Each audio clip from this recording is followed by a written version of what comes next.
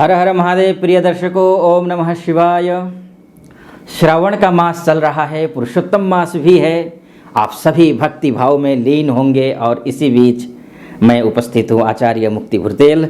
सबसे पहले आप सभी को श्रावण मास और पुरुषोत्तम मास की हार्दिक मंगलमय शुभकामना। और इस वीडियो में मैं आज चर्चा करने वाला हूं अगस्त महीने की मासिक राशिफल की। और इस वीडियो में मैं आज वृषभ राशि की बात करूंगा, अर्थात वृषभ राशि वालों के लिए अगस्त का महीना कैसा रहने वाला है। जिन व्यक्तियों के नाम का जो पहला अक्षर ई से, ऊ से, ए से या फिर ओ से, वा से, वी से, वू से या फिर वे या फिर वो से नाम शुरू होता है, उनकी जो राशि होती है वो वृषभ राशि होती है। और आज मैं इस वीडियो में वृषभ राशि वालों के लिए अगस्त का महीना कैसे रहने वाला है, उनकी professional life, personal life, love life, finance, career, job, health, अर्थात सभी बिंदुओं पर जो है ना विस्तार से चर्चा करने वाला हूँ। यह फलादेश मैं दो विधा से करने जा रहा हूँ। पहले मैं वैदिक ज्योतिष से फलादेश करूँगा, उसके बाद नक्षत्र ज्योतिष से फलादेश करूंगा। जब मैं नक्षत्र ज्योतिष से फलादेश करूंगा तब आप देखेंगे कि हर एक नक्षत्र के लिए, अर्थात कृतिका नक्षत्र के लिए अलग ही फलादेश होगा, रोहिणी नक्षत्र के लिए अलग फलादेश होगा, अर्थात मृगशिरा के लिए अलग फलादेश होगा। यानी कि राशि एक ही होगी लेकिन सभी नाम वालों के लिए, सभी नक्षत्रों के लिए अलग अलग फलादेश होगा या वो करूँगा मैं, अर्थात बहुत गहराई में जा कर के मैं इस वीडियो में वृषभ राशि का जो है ना फलादेश करने वाला हूँ। इसलिए वीडियो के अंत तक बने रहिए मेरे साथ। अगर वीडियो अच्छा लगता है सब्सक्राइब करना बिल्कुल मत भूलिएगा और लाइक करिएगा अच्छा लगे तो। और वैसे भी सावन का महीना चल रहा है, पुरुषोत्तम मास चल रहा है, तो ओम नमः शिवाय लिखने में बिल्कुल कंजूसी मत करिएगा। चलिए बिना विलंब किए विषय पर प्रवेश कर लेते हैं। तो विषय पर प्रवेश करने से पहले जो है ना, ये आपको दिख रहा होगा वृषभ राशि, अर्थात जहाँ 2 लिखा हुआ है वो वृषभ राशि है। तो वृषभ राशि वालों के लिए ये जो महीना है कैसा रहने वाला है, तो इसमें सबसे पहले बात कर लेते हैं कि वृषभ राशि वालों का व्यक्तित्व तो इस अगस्त के महीने में कैसे रहने वाला है। उसका व्यक्तित्व तो कैसा रहने वाला है, उसकी पर्सनालिटी कैसे रहने वाली है, अर्थात उसका कॉन्फिडेंस कैसा रहने वाला है, उसका मान सम्मान, यश अपयश कैसा रहने वाला है, सुख दुख के मामले में वो क्या रहेगा, सुखी रहेगा, दुखी रहेगा, यानी रोग व्याधि तो कहीं परेशान नहीं करेंगे, शत्रु कितने हावी हो सकते हैं, इन सभी बिंदुओं पर हम विस्तार से चर्चा कर लेते हैं। पहले वैदिक ज्योतिष से बात करूंगा।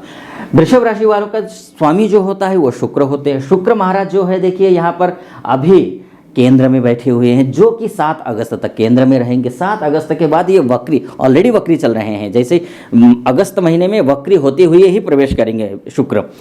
तो ये 7 अगस्त से लेकर के कर्क राशि में प्रवेश करेंगे। जैसे ही कर्क राशि में प्रवेश करेंगे वो भी शुभ है, खराब नहीं है, यहाँ तो और भी अधिक शुभ है। अर्थात यानी कि इन सब मामलों में जो मैंने आपसे बताया था कि आपकी पर्सनालिटी निखर करके आने वाली है अगस्त के महीने में, आपका आत्मविश्वास 7वें आसमान पर होने वाला है। जितने भी अपयश था, जो भी आपकी जो है ना, जो आपके पक्ष में बातें नहीं जा रही थी, वो सारी आपके पक्ष में आने वाली हैं। ये सारी चीज़ें होंगी। शत्रु भी आप पर हावी होने की कोशिश करेंगे भी तो उनको नुकसान उठाना पड़ेगा, ऐसी स्थिति बनती है। शुक्र की स्थिति बहुत ही अच्छी दिखाई दे रही है, क्योंकि शत्रु छठे भाव से देखा जाए तो शत्रु भी यहाँ जब लग्न में केंद्र में हो जाएगा तो भी अच्छा है, यहाँ जो तृतीय भाव में चला जाएगा तो भी शुक्र की स्थिति अच्छी रहने वाली है। यानी कि ऋण इत्यादि के लिए भी ठीक है ये समय वैदिक ज्योतिष के हिसाब से। अब बात कर लेते हैं नक्षत्र ज्योतिष के हिसाब से क्या स्थिति है। सबसे पहले बात कर लेते हैं कृतिका नक्षत्र की। कृतिका नक्षत्र अर्थात ई, उ, ए से जिनका नाम शुरू होता है उनका जो नक्षत्र बनता है वो कृतिका नक्षत्र है। कृतिका नक्षत्र के हिसाब से शुक्र जिस नक्षत्र में वर्तमान में गोचर कर रहा है, यानी कि अगस्त के महीने में जो गोचर कर रहा है वो नक्षत्र है 7 अगस्त तक मघा नक्षत्र में शुक्र महाराज रहेंगे।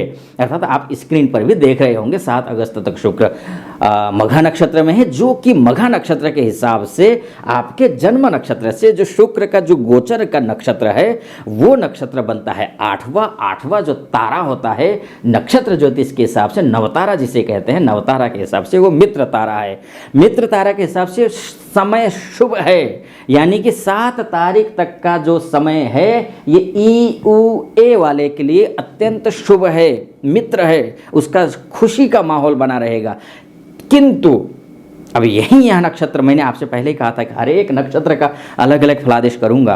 राशि से पूरा महीना शुभ है, चूंकि अब नक्षत्र के हिसाब से जो आपका व्यक्तित्व है, जो आपके शत्रु हैं, जो आपके रोग व्याधि इत्यादि की बात करें, जहाँ तक अपयश प्रसिद्धि की अपयश की बात करें या यश की बात करें या प्रसिद्धि की बात करें, है ना, और सुख दुख की बात करें, तो ऐसी स्थिति में आश्लेषा नक्षत्र में वक्री होकर के फिर से जब वापस जाएंगे शुक्र महाराज, तो वो जो नक्षत्र, वो जो तारा बनती है, वो 7वीं तारा है आपके नक्षत्र से। वो 7वीं तारा जो होती है वो वध तारा होती है, और वध तारा जो होता है वो खतरनाक होता है, अच्छा नहीं होता है। यानी कि स्थिति देखिए, वैदिक ज्योतिष के हिसाब से वो अच्छा था, क्योंकि अब नक्षत्र ज्योतिष के हिसाब से 7 तारीख तक का टाइम तो अच्छा है, लेकिन 7 तारीख के बाद का टाइम जो है वो अच्छा नहीं है। जो फल है, जो स्क्रीन पर दिख रहे होंगे, यहाँ देख रहे होंगे, वो मृत्यु और दुर्भाग्य लिखा हुआ होगा। मृत्यु अर्थात जो काम है, जैसे कि आपका जो है आत्मविश्वास है, आत्मविश्वास आपका मृत्यु, मृत्यु कहने का तात्पर्य शारीरिक मृत्यु से मतलब नहीं है, यहाँ पर आत्मविश्वास का हनन हो जाना, आत्मविश्वास का कम हो जाना, वो है।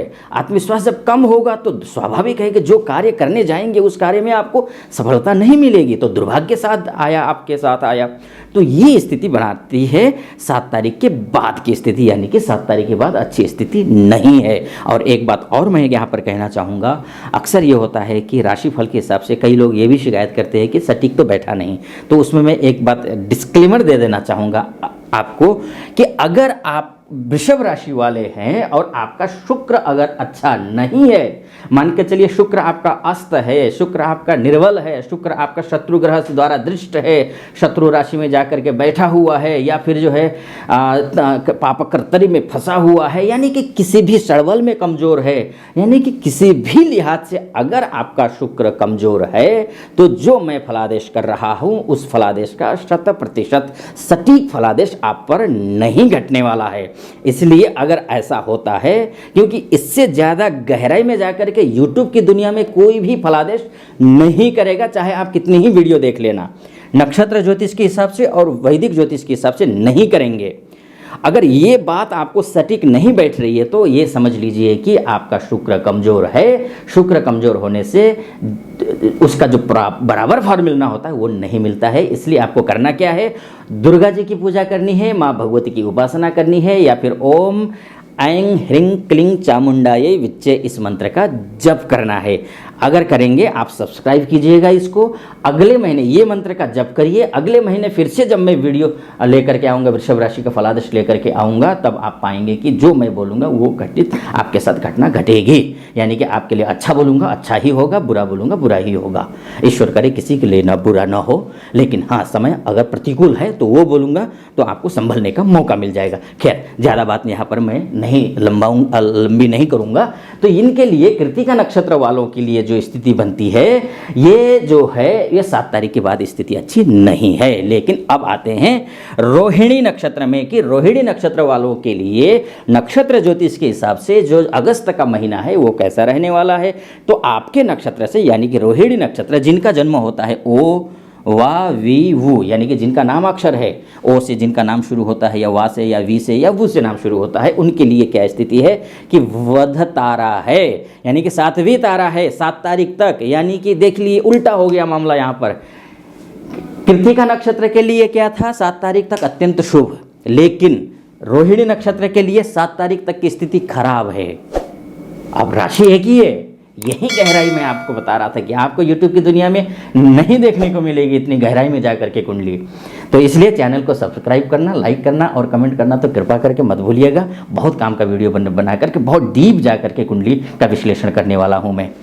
और उसके बाद और थोड़ा टाइम कम होता है, क्योंकि आप लोग भी थोड़ा सा धैर्य नहीं रखते हैं, वरना मैं इसी वीडियो को जो है 1 घंटे तक तो पूरा विश्लेषण कर सकता हूँ, जो कि लंबा वीडियो बन जाता है। तो खैर, मैं ज़्यादा टाइम नहीं लूँगा। अब रोहिणी वालों के लिए जो 7 तारीख तक का समय है वो शुभ नहीं है, लेकिन जैसे ही 7 तारीख के बाद कर्क राशि में, यानी कि शुक्र महाराज इस राशि में पहुंचेंगे, आश्लेषा नक्षत्र में पहुंचेंगे। जैसे ही आश्लेषा नक्षत्र में पहुंचेंगे 6वीं तारा हो जाएगी। 6वीं तारा होने का मतलब साधक तारा है। साधक तारा के हिसाब से उपलब्धियां ही उपलब्धियां, अच्छा ही अच्छा। आप समझ रहे होंगे ये इसके लिए कितना फर्क पड़ा, कितना फर्क है। अब आते हैं मृगशिरा नक्षत्र में।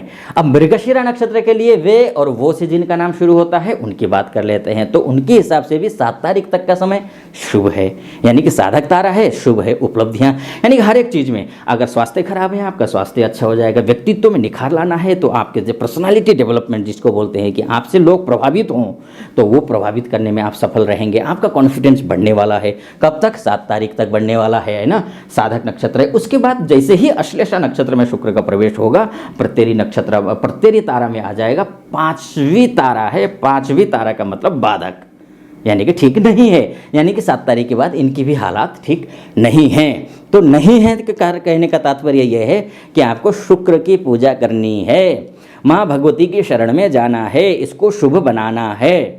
तो इतना ध्यान रखिएगा, इससे निराश नहीं होना है। चलिए आगे चलते हैं। अब बात कर लेते हैं धन की बात कर लेते हैं, यानी कि यहाँ की आपके द्वितीयेश की स्थिति और पंचमेश की स्थिति, अर्थात धन लाभ कितना होगा, आर्थिक स्थिति क्या रहने वाली है, वाणी की स्थिति क्या है, कटु भाषा बोलेंगे या फिर मधुर भाषा बोलेंगे, संपत्ति की स्थिति क्या है, कुटुंब की स्थिति क्या है, संतान सुख मिलेगा नहीं मिलेगा, लव लाइफ कैसे रहने वाली है, शिक्षा के क्षेत्र में आप हैं तो शिक्षा का क्षेत्र, यानी कि अगर विद्यार्थी हैं तो उनके लिए कैसा रहने वाला है, यानी कि अगर दूर की यात्रा करना चाहते हैं, प्रवास करना चाहते हैं तो उनके लिए कैसा रहने वाला है, इस विषय पर चर्चा कर लेते हैं।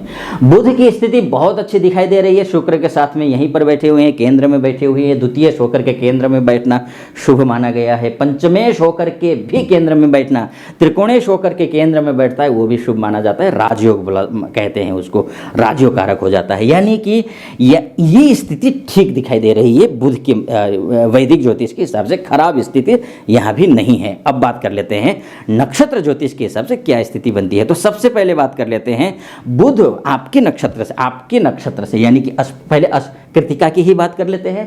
कृतिका नक्षत्र के हिसाब से EUA के हिसाब से जो बनता है, पूर्व फाल्गुनी नक्षत्र में वर्तमान में बुध महाराज गोचर कर रहे हैं, जो आपको स्क्रीन पर दिख रहे होंगे, जो कि अतिमित्र तारा के अंतर्गत आते हैं।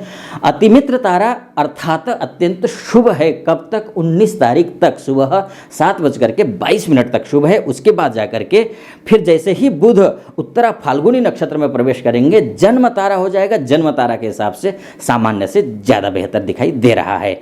अब बात कर लेते हैं, ये बात है 19 तारीख तक। 19 तारीख ये उत्तरा फाल्गुनी नक्षत्र की बात है। 19 तारीख से लेकर के 28 तारीख तक के बीच का ये स्थिति बनती है, यानी कि एक अत्यंत शुभ वाली स्थिति। अतिमित्र यानी कि अतिमित्र से ज़्यादा शुभ कुछ होता ही नहीं है नक्षत्र ज्योतिष के हिसाब से, ठीक है। एक सामान्य से औसत है, यानी कि 19 तारीख के बाद की स्थिति थोड़ा सामान्य है। अर्थात कोई भी कार्य करना हो, अगर आपका प्रेम संबंध है, प्रेम संबंध को बेहतर बनाने के लिए आप कोशिश कीजिए 19 तारीख तक आपका प्रेम संबंध अच्छा से अच्छा हो जाएगा। कुटुंब में अगर किसी प्रकार का कोई कलह है, उस कलह को दूर करने की कोशिश कीजिए, 19 तारीख से पहले बहुत अच्छा हो जाएगा। संतान सुख की कोई प्लानिंग कर रहे हैं, प्लानिंग कीजिए, अच्छी सफलता आपको मिलती हुई दिखाई दे रही है।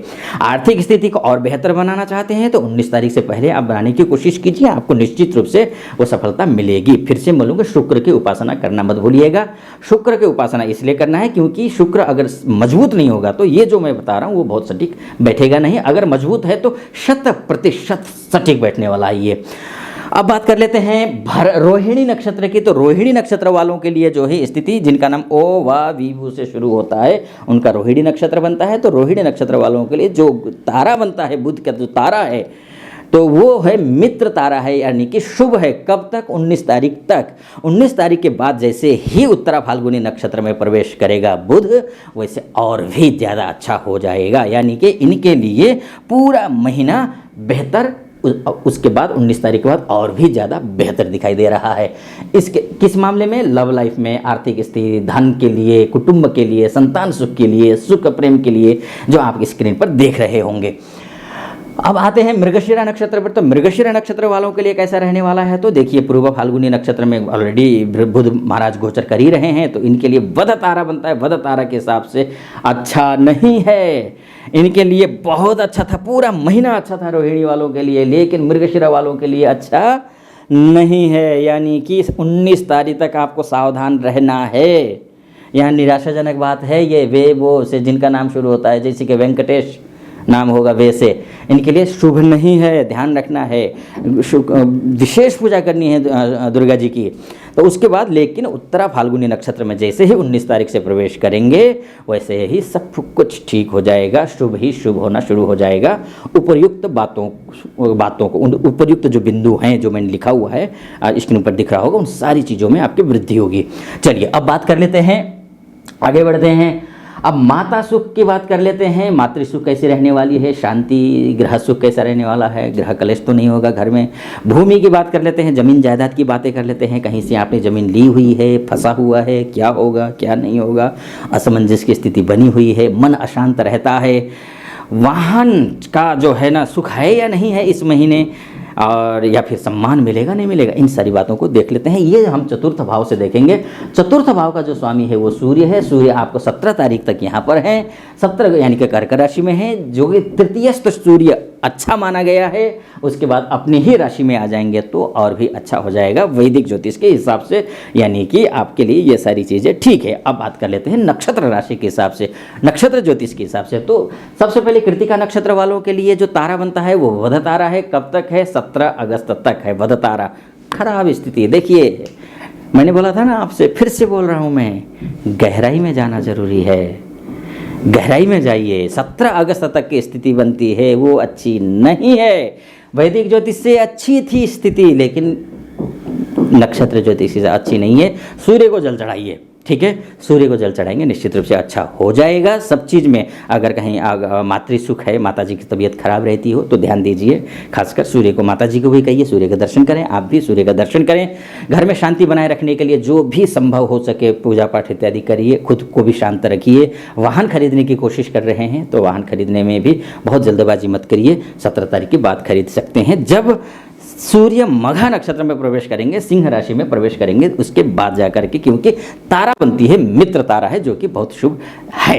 अब बात कर लेते हैं रोहिणी नक्षत्र के। रोहिणी नक्षत्र वालों के लिए जो स्थिति बनती है, ओ वा बीबू से जिनका नाम शुरू होता है, उसलिए आश्लेषा नक्षत्र में सूर्य महाराज हैं, जो कि नवतारा के हिसाब से साधक तारा बनती है। साधक तारा के हिसाब से उपलब्धियां हैं, यानी कि बहुत अच्छा है।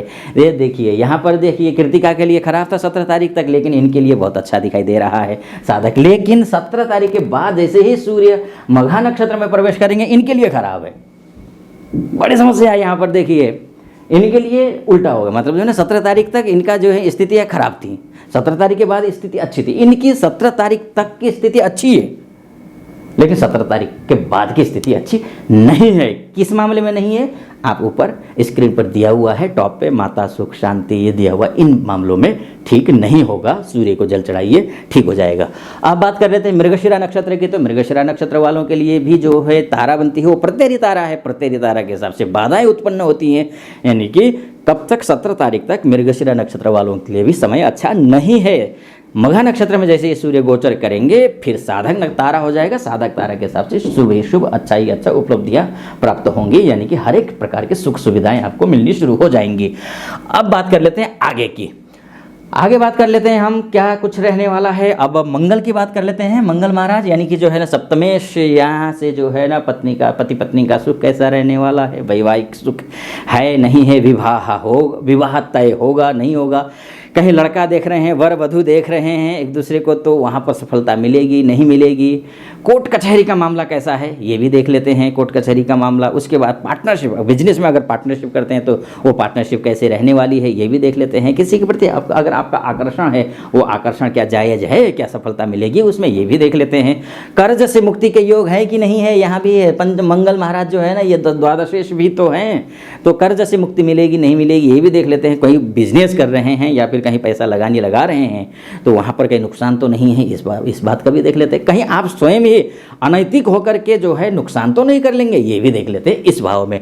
मंगल महाराज देखिए बहुत अच्छी स्थिति में आए हुए हैं, यहाँ पर आए हुए हैं, शुभ है यानी कि त्रिकोण में है, अच्छा है। वैदिक ज्योतिष के हिसाब से न आँख बंद करके कह सकते हैं कि अच्छा है, कोई बीच बहुत गहराई में जाने की जरूरत ही नहीं है, क्योंकि एक ही कमी है थोड़ी सी, वो शनि महाराज यहाँ से मंगल को देख रहे हैं, जो कि शनि की एक शत्रु दृष्टि होती है मंगल के प्रति, वही एक खराब पॉइंट है। बाकी कहीं से कोई भी अशुभ पॉइंट दिखाई नहीं दे रहा है।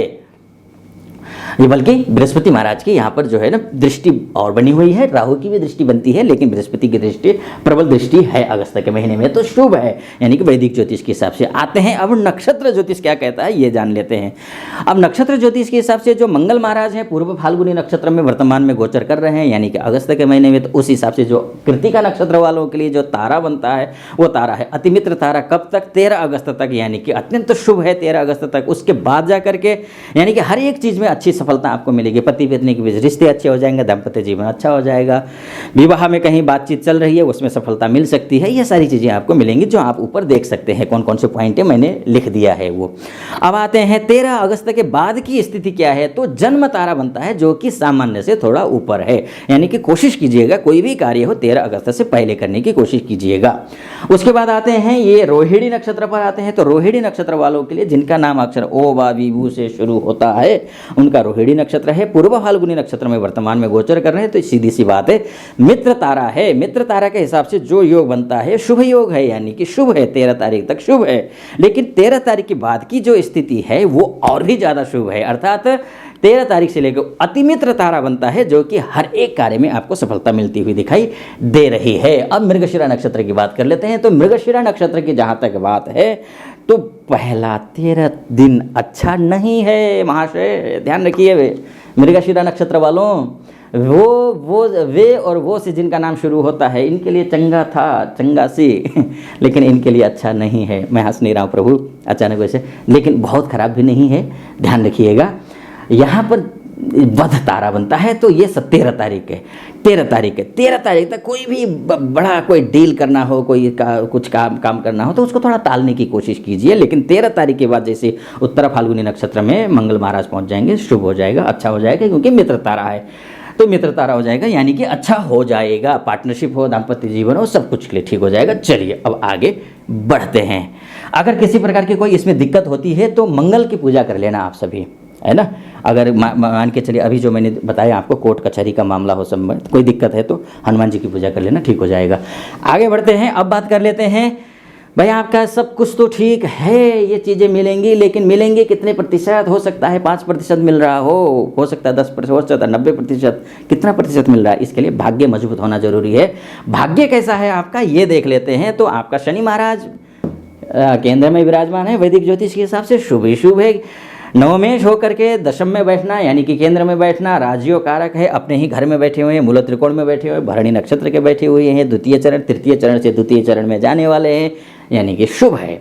वैदिक ज्योतिष के हिसाब से आपका भाग्य 100 में से 90% आपको वो जो चीज़ें हैं वो मिलेंगी। लेकिन अब नक्षत्र ज्योतिष के हिसाब से क्या कहती है कुंडली कि ये देख लेते हैं। तो कृतिका नक्षत्र वालों के लिए जो शनि का जो गोचर जो शतभिषा नक्षत्र में है, जो स्क्रीन पर देख रहे होंगे आप, वो क्षेम तारा है। क्षेम तारा के हिसाब से शांति, हर एक चीज़ में शांति, मतलब जो है ना एकदम ये चीज़ क्या क्या देखते हैं यहाँ से देख लीजिए। अब ये बुद्धिमता है, दूसरा विवाह करना हो वो भी दिख रहा हो, अब भाग्य दिख रहा है, वहाँ से आपको विदेश योग भी दिखाई दे रहा है। आप ऊपर देख सकते हैं, नौकरी देख सकते हैं, व्यापार देख सकते हैं, आपका कर्म कितने प्रतिशत करेंगे ये भी देख सकते हैं आप। वहाँ पर आपको वहाँ पर पद प्रतिष्ठा कितनी बनी रहेगी ये भी है। राजकाज यानी कि सरकारी कोई कार्य है तो उसमें सफलता मिलेगी नहीं मिलेगी, ये सारी चीज़ें यहाँ से देख सकते हैं, जो कि वैदिक ज्योतिष के हिसाब से अत्यंत शुभ दिखाई दे रहा है। और इस हिसाब से देखा जाए तो क्षेम है कृतिका नक्षत्र वालों के लिए, जो कि अच्छा माना गया है। अब बात कर लेते हैं रोहिणी नक्षत्र की। तो रोहिणी नक्षत्र वालों के लिए क्या स्थिति बनती हुई दिखाई दे रही है? तो विपत नक्षत्र है, यानी कि आपद दुर्घटना का योग दिखाई दे रहा है, यानी कि अच्छा नहीं है। देखिए अब यह कृतिका नक्षत्र वालों के लिए अच्छा था, लेकिन वैदिक ज्योतिष में जाएंगे अच्छा है, लेकिन कृतिका नक्षत्र वालों के लिए अच्छा है, लेकिन रोहिणी वालों के लिए उतना अच्छा नहीं है। तो क्या करना है?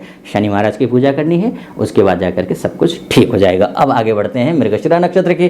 तो मृगशिरा नक्षत्र वालों के लिए संपत तारा बनता है। संपत तारा के हिसाब से अत्यंत शुभ है, धन समृद्धि की वृद्धि होगी, उपलब्धियाँ होंगी, हर एक चीज़ जो भी उपयुक्त चीज़ें हैं, जो बिंदु हैं, उन सब चीज़ों में आपको समृद्धि मिलेगी, सफलता मिलेगी, आपको लाभ होगा। कुछ मैंने आपको उपाय बताए हैं, वो उपाय आप कीजिएगा अभी वर्तमान, और निश्चित रूप से हाँ शुक्र को मजबूत कीजिए, और जो मैंने उपाय बताए वो कीजिए। आपको 100% ये फलादेश सटीक बैठने वाला है। अन्यथा हो सकता है फलादेश में ऊपर नीचे हो सकता है, थोड़ा सा आपको कम मिल सकता है, थोड़ा ज़्यादा मिल सकता है, किसी को कम किसी को ज़्यादा हो सकता है।